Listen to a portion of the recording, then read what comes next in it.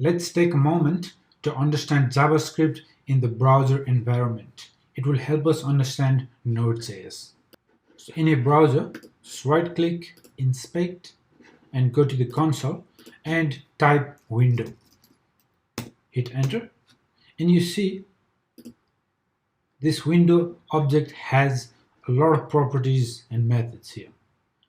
And you can see a few of them we already used. We used alert to pop up the alert window here. Basically everything that is available in the browser environment is inside this window object. This is the top level object. Let's use one of the method available in this window object called open. Window.open. This will open a new browser window, and we can give it a name of the website we want to open. Let's try http colorado.com. Hit enter, and that will open the new window with that URL. Window has a lot of all these properties and methods, and there is something similar in the Node environment as well. But before we go to the Node environment, which we will do in the next lesson, let's also talk about document. Okay, you can also do window.document and hit enter.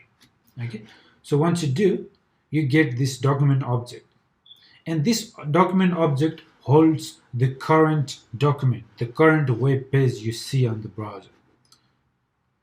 Okay, if you click here, you see the entire HTML that is making up this page. So we can apply JavaScript to manipulate this document object. Let's say we want to change the background color from white to red. Okay, so we can do that using JavaScript. So what we can do is we can go to the document, right, and we can use query selector, and we give the selector what we're trying to manipulate, and in this case let's apply this to the body of the document. Okay, and then we want to manipulate this style with background color. Okay, and let's give it a color of red. Okay, so hit enter, and you see that we were able to manipulate the document object. We used the JavaScript to change the background color.